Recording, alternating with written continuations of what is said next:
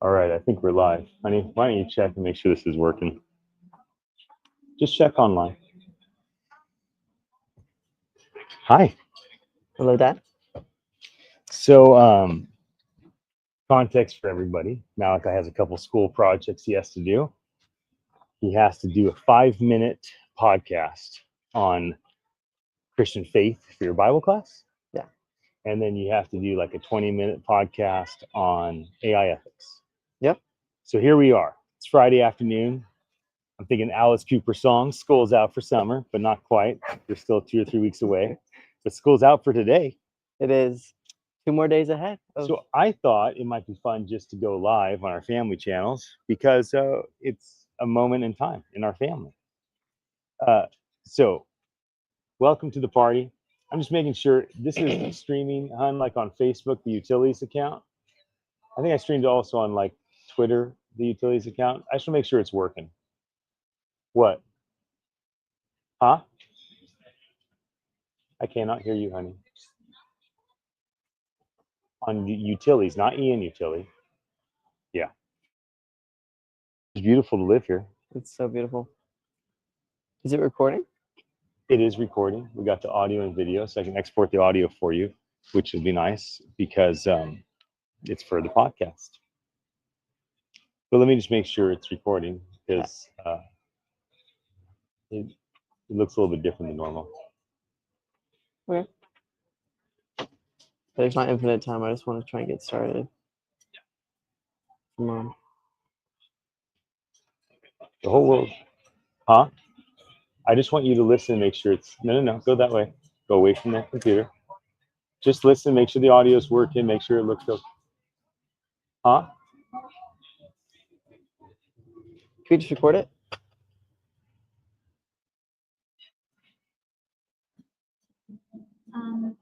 Yeah, on Facebook. Okay, it's there. Yeah, on Facebook. Cool. All right, everybody. Again, it's kind of like you're welcome to join me and Malakye's conversation. But that's about it. We're not really going to talk to you until we're done. Then we'll say goodbye. Okay. Okay. Ready? So we'll give a 3, 2, 1. And we're going to start with the 5-minute faith. Yeah. I'll try and... I got a timer. So. Sure. Okay, ready? 3, 2, 1. Okay. So, hello. I'm Malakye. No. Right here. This is a conversation. Hi, Dad. Remember, nobody's at your school is caring about this. It's true. So stay here. Be real. Be authentic. Okay. This is you and me talking. Let's hit it. You ready? Yeah. Okay, I'm gonna give you another 3, 2, 1 countdown, and just be normal. Okay. Nobody cares. It's true. Only your great grandkids will find this interesting. Nobody in your and my life cares that we're recording a podcast right now. Let's just do the podcast. Ready? Yeah. 3, 2, 1. Okay. So, I want to talk with you about some faith topics. Okay. And ask you some questions. And the first one is, what was an important point in your life when you really had to lean on God? Well, realistically, a big one was recently. I just finished a 40-day water-only fast. So I had been wanting to do a 40-day fast since I was about your age. I became fascinated with water fasting. Yeah, I'm 44 now. And so 26 years ago, I started doing like long fasts, 4 days. And then recently I decided to do the 40. Now, I remember thinking to myself 2 months ago, because today's day 53, I finished 13 days ago. I remember thinking 2 months ago, I know I have grace for this season. Like I have the grace to do this. And so I would say that there was many times during the fast where I leaned on who I think of as the benevolent Father. You know, Jesus called God Abba, which is like calling him Daddy. So I really often think of God as a benevolent Father, and I felt like I really needed that spiritual Father to be present with me, that I could lean on my faith, and it was a great journey. So that's tangible, that's real. When I was your age, when I was your age, I really had imploded around, the age of 16 and 17. And it was multifaceted. I had started stealing a lot. I started doing a lot of drugs.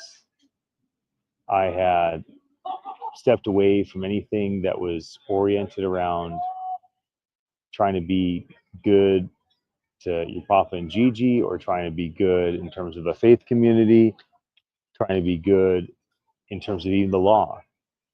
I had gotten arrested a couple of times on little things. It was nothing like significant.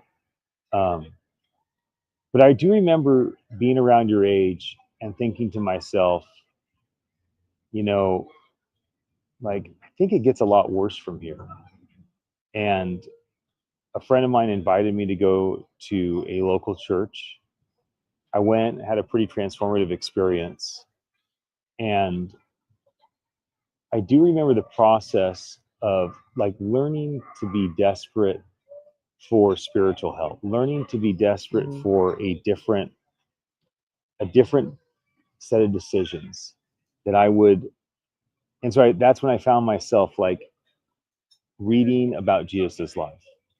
That's when I found myself thinking about the story of Jesus walking into the Jordan River, going up to his cousin John, John saying, I can't baptize you. I'm not even worthy to untie your sandals. And Jesus insisting, no, you have to baptize me.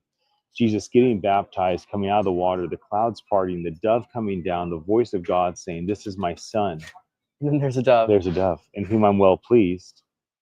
And then the choice for him to go into the desert for 40 days to eat no food. And there was something that was so attractive to me about that self-sacrifice, discipline, choosing suffering, because when I went into faith communities, I was discouraged by the amount of rules. Do these things, don't do these things. And I didn't find that reflected this benevolent father that Jesus called daddy. I didn't find this reflected Jesus, the greatest feminist, greatest anarchist that's done more for children, more for revolutionizing the way that faith and government and politics and business all run.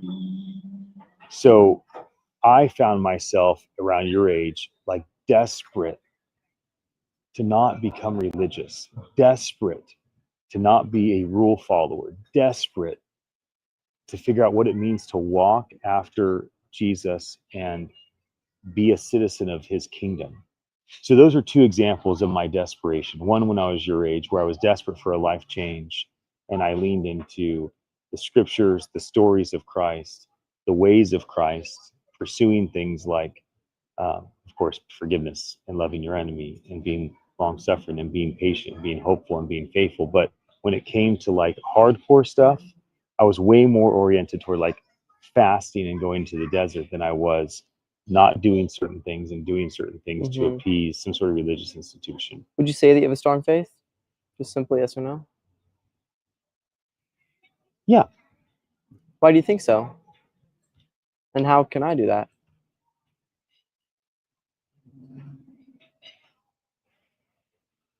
Faith is a gift. Some people don't open the presents they're given. Some people open a present, they play with it for a moment. Some people play with something, it's their favorite thing, and they never stop playing with it. The gift of faith that I was graced with, I never put it in the drawer. I've kept playing with it my whole life. So open the present of faith, make it your favorite toy, and don't stop playing. Oh, it's a really good example, Dad. Hey, it's an easy environment to think creatively. I mean, look at this. Well, how about that? Gosh. There's your 5-minute Bible podcast. Yeah, you happy? That was just over 5. So you want to transition to your second podcast? You got to do AI ethics. Yeah. Okay, so I'll do another 3, 2, 1 seconds. countdown. Okay. The Bible, you probably don't need to introduce me or yourself, but for a podcast that's 20 minutes long, you probably need to start off with This is who I am for 10 seconds. This is who I'm with for 10 seconds. Remember, they don't see us. It's just audio. Yeah. And then ask me a question that lets me set the stage for why you would ask me to speak about AI ethics. And then I'll try to keep these answers a bit shorter so we can pop through. And it has to be 20 minutes or more. No, 10 minutes. Okay, so let's keep it like 15. Yeah, it's just for fun. Okay, so I'll give you 3, 2, 1. Quick intro you, quick intro me. Okay. Ask me a question that lets me talk about my background, and then we'll banter back and forth. Okay. 3, 2, 1. All right. So I'm Malakye Utility, and I'm here with my dad, Ian Utility. And today we're going to be talking about AI ethics. And the reason for this is because of all the amazing AI stuff that you've done. So what is some of that? Yeah, so my name is Ian. I've been an entrepreneur here in the Silicon Valley for 25 years, and I've co-founded 10 companies. And so I have a lot of experience around innovation because all my companies, for the most part, have been innovation companies. And in the last 10 years, a lot of what I've focused on has been advanced automation, which primarily is in the blockchain, crypto, metaverse, Web3 space, and most significantly in the AI space, which most people think of as like OpenAI's ChatGPT or X's Grok or Google's Claude or DeepSeek coming out of China. But it wasn't that long ago that we all thought of AI as, Amazon's that starts with an A. I won't say it for people that are listening that have one of the speakers in their house, or Apple's that starts with S, or Google the Assistant, or Samsung Bixby was huge for a while. Microsoft Cortana was huge for a while. So, but I have mentors that have been playing with AI for 25, 30, 35 years, been patenting technology around what is machine learning. So it's the ability for machines to process data and be able to basically learn new skills. That's why you have like an example of machine learning is you have a translation tool. And at one point, the engineers came into Google for Google Translate, and Google Translate on its own created a brand new language because Google Translate decided through all the data it had that it was easier to translate English to the new language and then to Spanish Really? than to translate English to Spanish. So that was the first time 6 to 8 years ago where the engineers at Google were like, uh-oh, this is pretty advanced. And that's when people started calling machine learning or large language models AI. AI is ultimately a science fiction term. Isaac Asimov cast a lot of vision as well as some other authors and movie and media. Unfortunately, a lot of that's gone dystopic, but I have been in the industry for like the AI industry specifically for about 10 years. I co-produced a couple large global events with friends, and my team, who's been with me for a long time, built a lot of companies. We have done some extraordinary, fun, rad things with AI. Mm-hmm. So, and ethics is a big part of how I think these things through. Yeah. I think that there are some risks that people think about when talking about AI, which is why there is even a conversation on thinking about ethics. Things like the amount of energy that it consumes, things like bias that it might have, or promoting laziness in people. And what things do you have against those concerns for reasons why we should keep pursuing this? Everything about innovation is risk versus reward. So if you have a scale of 1 being the most risky and 10 being the highest reward, consider that nothing is a 1 or 2 and nothing is a 9 or 10. And the only reason why people freak out about this is so horrible, it's a 1 or 2 risk, or this is so delightful and so incredible, it's a 9 or 10 reward, is because they're trying to scare you and control you from pursuing innovation, or they're trying to manipulate you to buy their product or service. You understand? So you got to live in the range of 3 to 8. Mm-hmm. So when you think of risk, you think of 3s and 4s. When you think of reward, you think of 7s and 8s. And until each individual and each organization begins to have a more moderate view of innovation and the ability for innovation to help humanity, it's going to be very difficult to have productive conversations and productive decisions being made.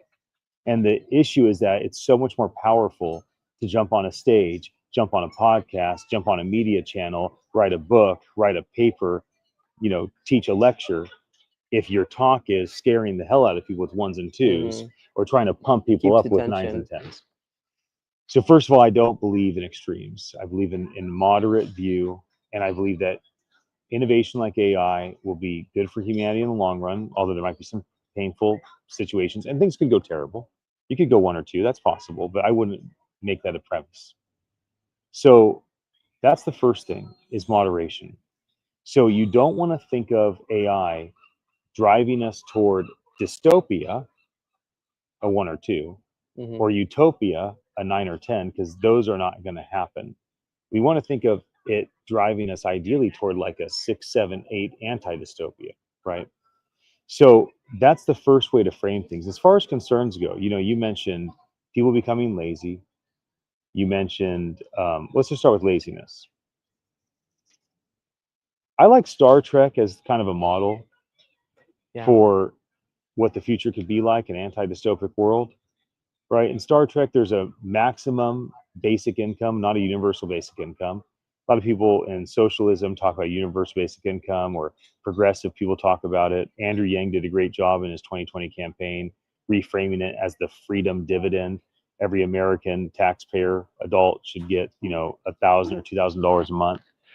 So I don't think that's the future. I think Star Trek has got a lot closer, of universal maximum income, where every human is provided a maxed out income to be able to afford housing and food and transportation and a certain reasonable amount of comforts. The income would come from the productivity of AI and robots, and the lack of all the manual middlemen of things like distributed ledger technologies.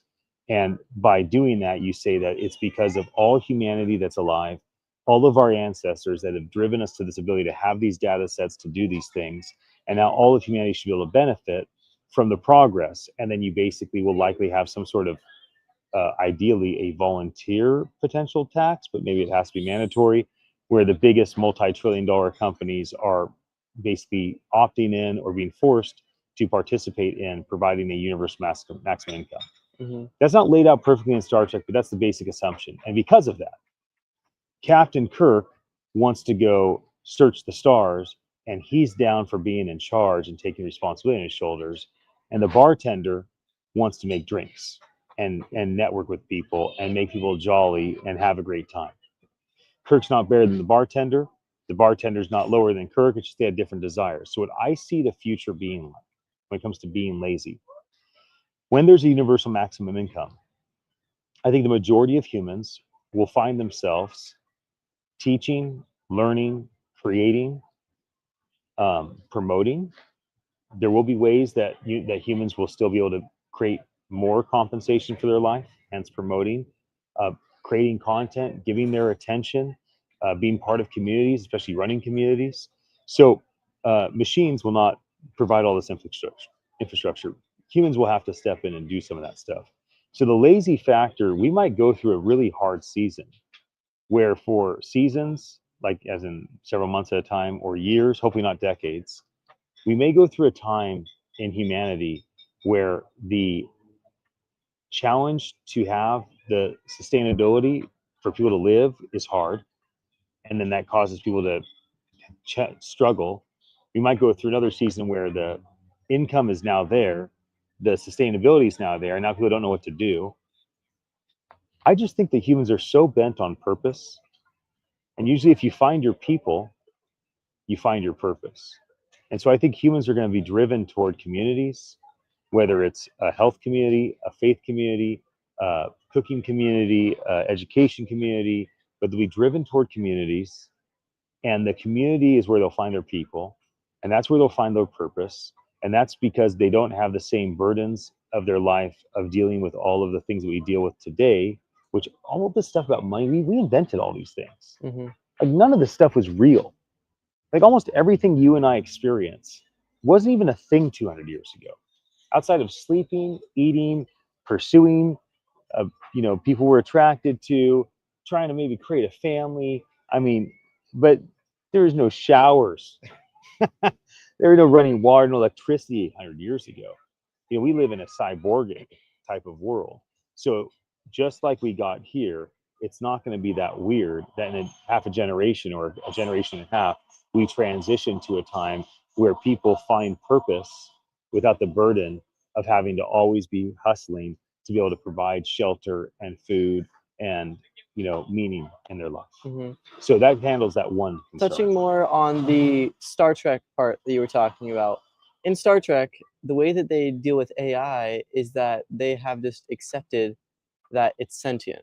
And I don't know if that's what you think or if it's the way that you think it should be, but that's what they had decided then, that AI is so similar to us in enough ways that it's basically sentient and should be treated with the same rights and responsibilities and things like that as humans.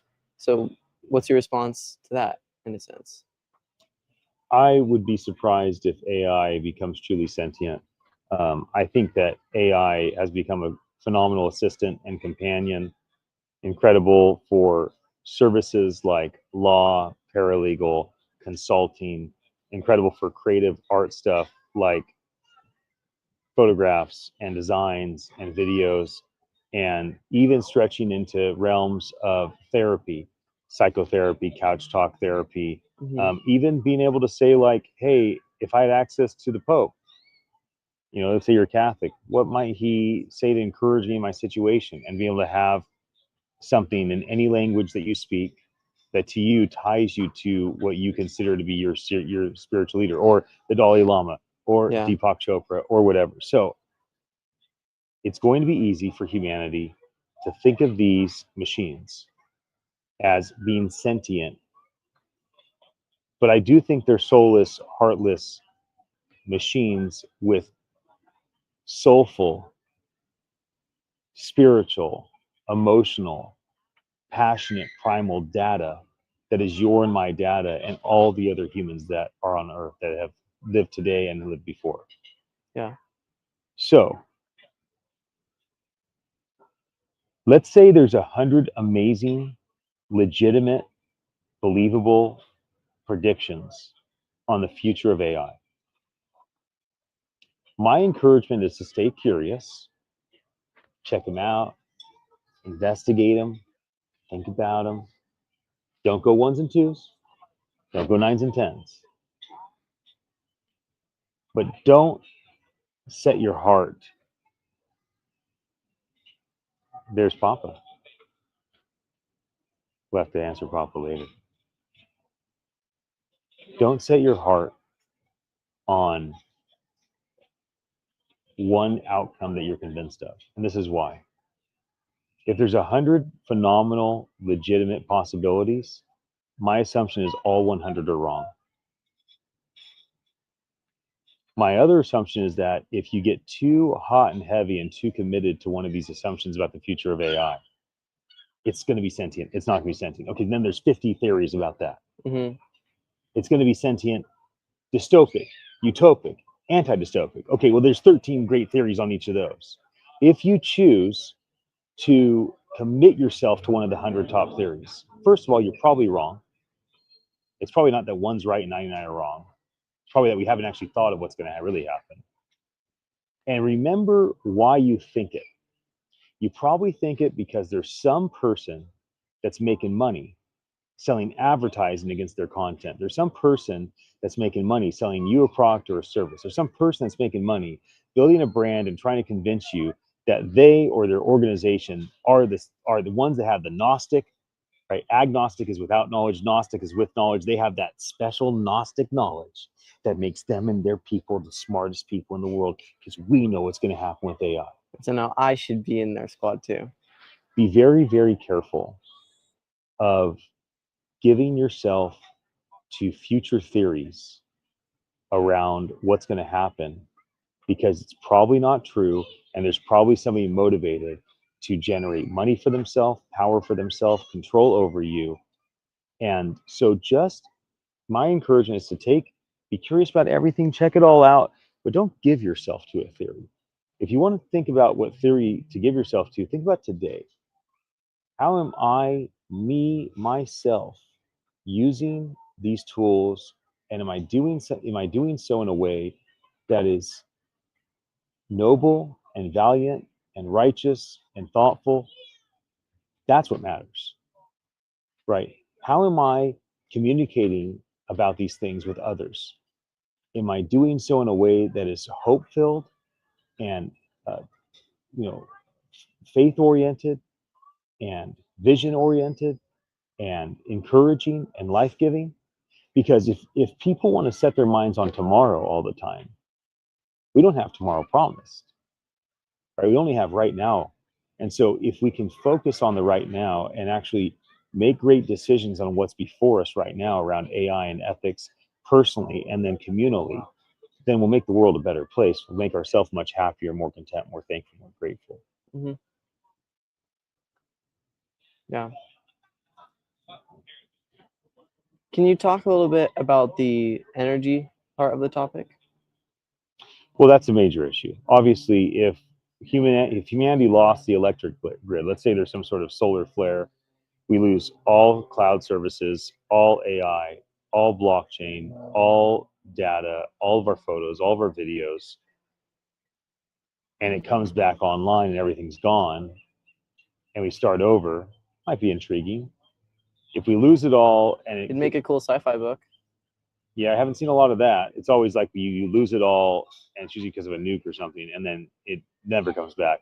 If you lose it, it never comes back, then none of this stuff really matters. And this is just a moment in time that we may or may not ever get back Do you to. think that if something like that happened, that people would take the previous ideas that they still have in their mind and just pursue them? Or do you It think depends that because we've lost the rhythms of documenting things very well.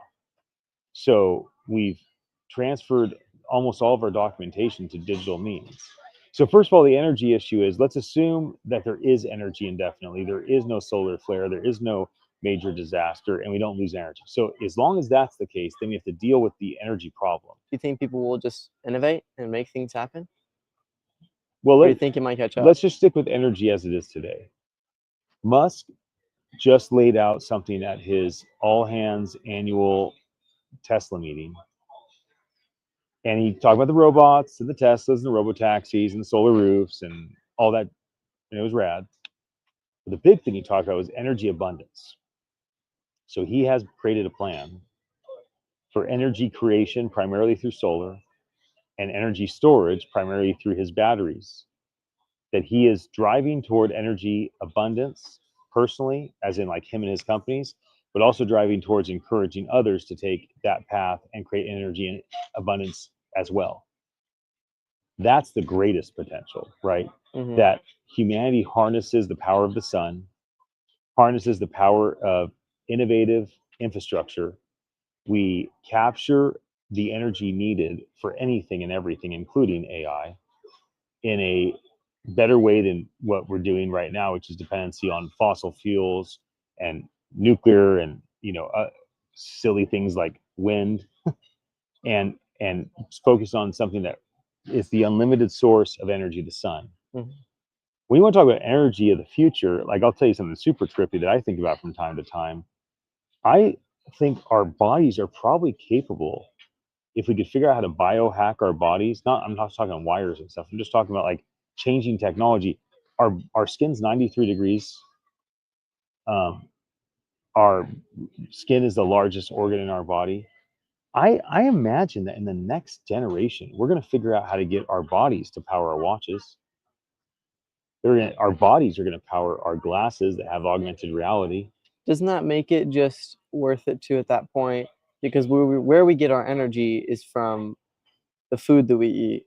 The And so sun as- has a lot to do with our energy, just so you know. isn't So, it primarily the food that we eat?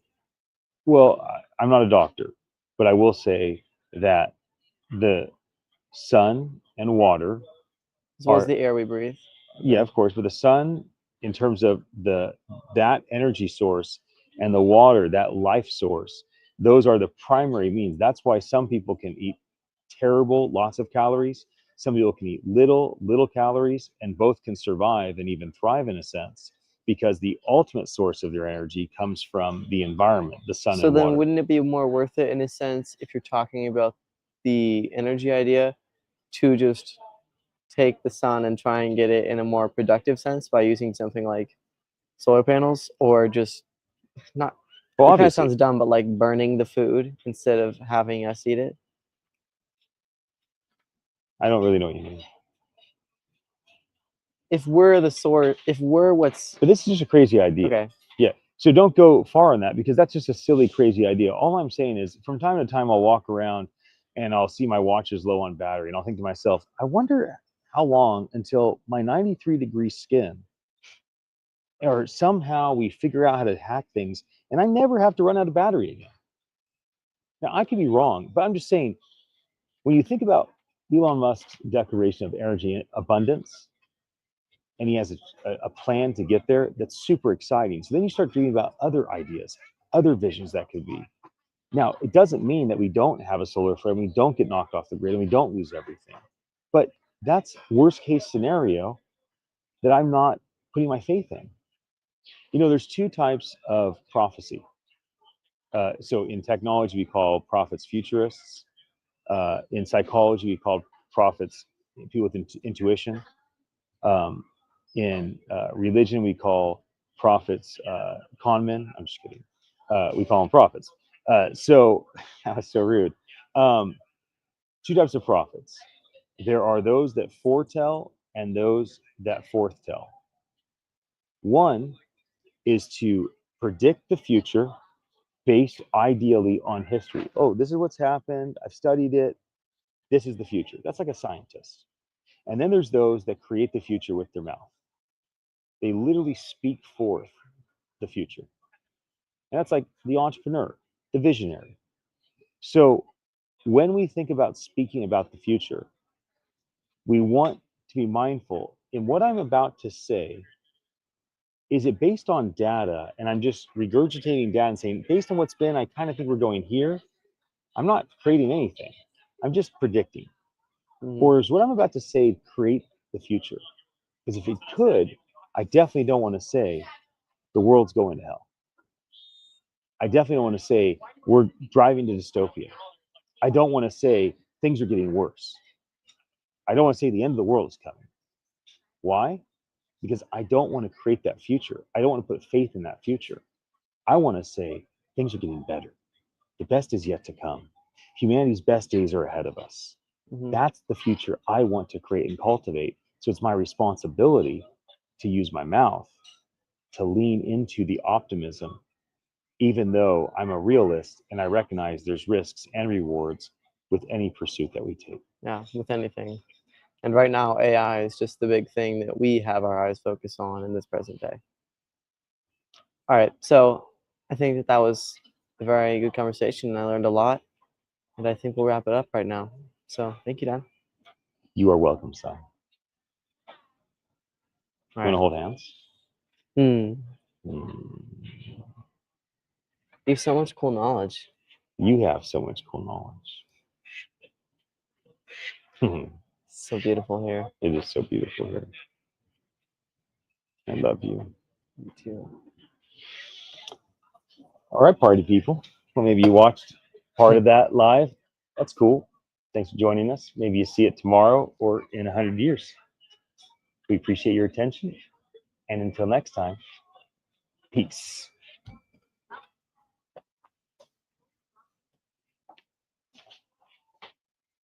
Whew. My back is hot. Good job, Danda.